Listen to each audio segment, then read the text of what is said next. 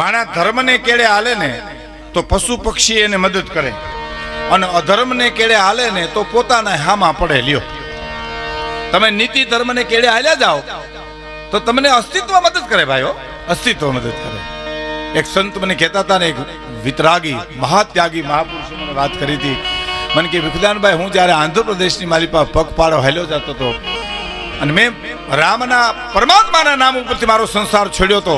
મને એમાં તો ક્યાંય માગવું તો છે જ નહીં, પણ રસ્તામાં મને એવી ભૂખ લાગી, માગવું તો કોક આપે, પણ માગવું તો છે નહીં. મેં તો મારા પરમાત્માના નામ ઉપર સંસાર છોડ્યો છે.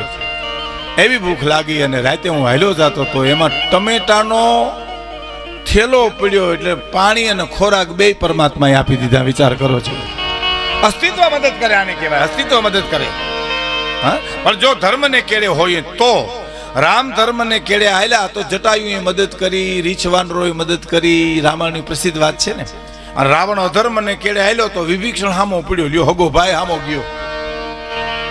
સંતો બેઠા ને ખબર છે કે રાવણને મારવા માટે ભગવાન રામે બાણનું અનુસંધાન કર્યું.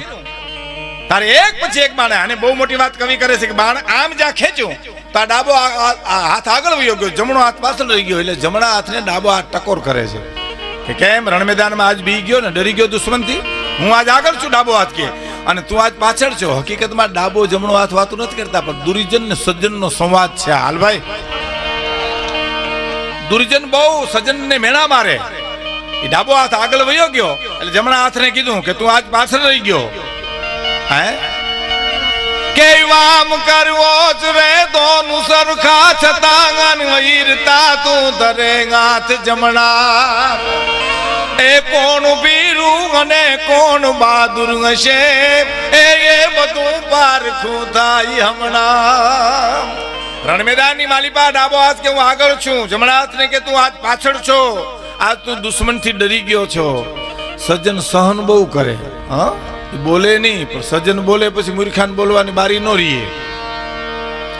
અરે બીજી ટકોર કરી ડાબા હાથે. સાંભળજો, જમણા હાથને શું કીધું કે ખાનમાં પાનમાં વિપ્ર સુદાનમાં હરેક શુભ કામમાં મોર રહેતો. પણ આજ કાયર બની છે પાછળ રહ્યો, અને રામના કાનનો ઓથ લીધો. તું ખાવામાં આગળ, દાન દેવામાં આગળ, સારા કામમાં આગળ, પણ તું આજ રામના કાનની આગળ પાછળ જઈને છુપાઈ ગયો, દુશ્મનથી ડરી ગયો છે. અને પછી જમણો હાથ જે જવાબ આપે છે એ બહુ સરસ છે મિત્રો. ડાબા હાથ, હું કોઈથી બીન પાછળ રહ્યો નથી, હું ભીરું નથી, લેશ ભીરું નથી, લેશ નિર્બળ નથી, લેશ શત્રુ નથી, કોઈ ફાયો. પણ હાથ જમણો કહે આ યુદ્ધ મેદાનમાં મને આ ક્ષણે એક વિચાર આવ્યો.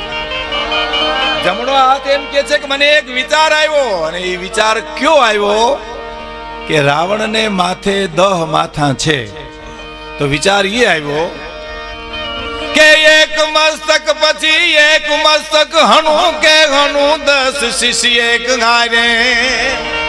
આ રામની યુદ્ધ વિચારણા શું હશે, એને પૂછવા આવ્યો કાન દ્વારે. રામના કાનમાં આજ કેવા આવ્યો છું કે રાવણને માથે 10 માથા છે. પ્રભુ, એક પછી એક માથું કાપવું કે દેહ કારે ધડુઈ નાખવા, વાર લગાડવી કે ઝપટ કરવી, તમે કયો હુકમ કરો. એક ઝાટકે 10 ને ઉડાડી દઉં, અને જો ધીરજ રાખવી તો એક પછી એક કાપું. એ રામની યુદ્ધ વિચારણા શું હોય છે એ પૂછવા આવ્યો કાન દ્વારે. કાનમાં પૂછવા આવ્યો છું. એવું એક બાણ છોડ્યું, બીજું છોડ્યું. વિદ્વાનોને સંતોને ખબર છે 30 બાણ છોડ્યા રામે, તો એક પણ મસ્તક કપાણું નહીં. 10 મસ્તક માયાવી પાછા આવી જતા હતા. રામ અકળાણા રણમેદાનની માલિપા. હા હા હા, શું કરવું હવે? વિભીષણ હામું જોયું કે હું કરવું, જોયું એટલે જોવે તો જ ખબર પડી જાય. આખું જ વાત કરી લઈએ. એ આમ જોયું કે શું કરવું, તો ઈશારો કર્યો વિભીષણે કે અહીંયા અમૃત કુંભ છે, નાભીમાં મારો તો મરશે. હે કે નાભીમાં અમૃત કુંભ છે, ન્યા બાણ મારો તો મરશે. હવે રાવણને કોણે માર્યો? કલ્પના કરો, જે વિભીષણે જ માર્યો કહેવાય. અધર્મની સંગ કરે, પાપને કેળે હાલે, એને કોઈને મારવાની જરૂર નથી. એના જ એને મારે એ સત્ય સનાતન છે. એટલે તો આપણે ગામડામાં ઘણા ટપાલું લખતા અમારા સૌરાષ્ટ્રમાં કે રામજી પ્રેમજીને પૂગે અમે નહીં પૂગીએ. રામજી પ્રેમજીને પૂગે, રામજી પ્રેમજીને પૂગે, આપણે નહીં પૂગીએ ભાઈ. આ સરનામું નથી, આ ચોખ્ખો ખરાબ છે આમાં. હે તો કહેવાનો અર્થ વિભીષણ રામ નિમિત્ત બને છે. પણ મારે એમ કહેવું છે કે રાવણ આજ પોતાના મંત્રીને એમ કહે છે કે મંદોદરી વિભીષણની સાચી વાતો મારી પાઇપને પાણી પડાવે. હે મને વિભીષણ કહેતો તો સીતાને સોંપી દો. કવિતાની મહત્વની કડી આ છે કે મંદોદરીની વાતોના તણખા મારા તનડામાં તાપ તપા. હું જ્યાં રામનું રૂપ લઈ અને અશોકવનમાં જાઉં છું તો મહારાણી મંદોદરી મને એમ કહેતી હતી કે સમજી જા રાવણ. અને રાવણ જ્યારે યુદ્ધ મેદાનમાં છેલ્લે જ્યારે જાય છે ને ત્યારે બહુ સરસ વાત બધાએ સમજાવ્યો રાવણને. અને છેવટ જ્યારે એમ કહેવાય છે આપણા પાલુ ભગત બહુ સરસ વાત કરી હતી. આપણા કચ્છના વિદ્વાન પાલુ ભગતે કીધું હતું કે રાવણ જ્યારે કુંભકર્ણને જગાડવા ગયો ને ત્યારે કીધું કે ઉઠ હવે. એટલે ઉઠો કુંભકર્ણ. એટલે કીધું ઉઠાડવાનું કારણ.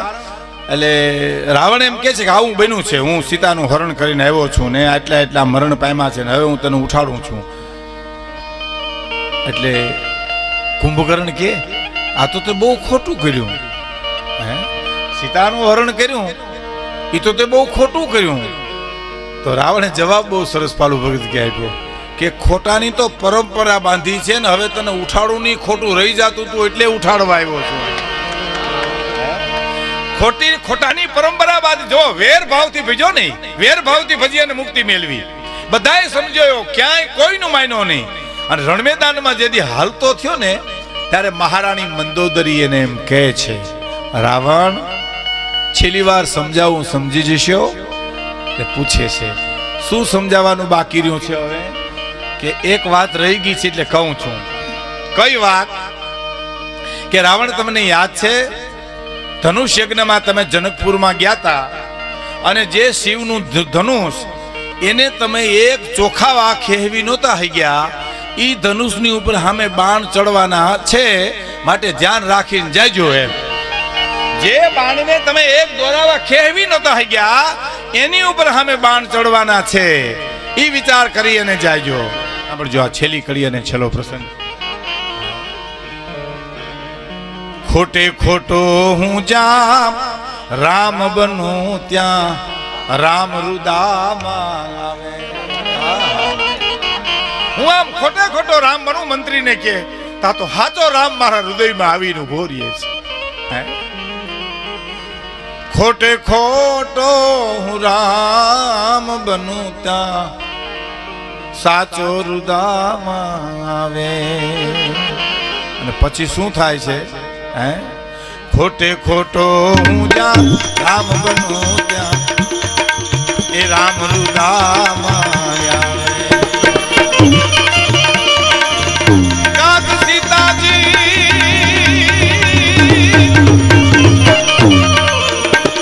સીતાજી મને માવડી પાસે મારા વિષય વણસીએ જા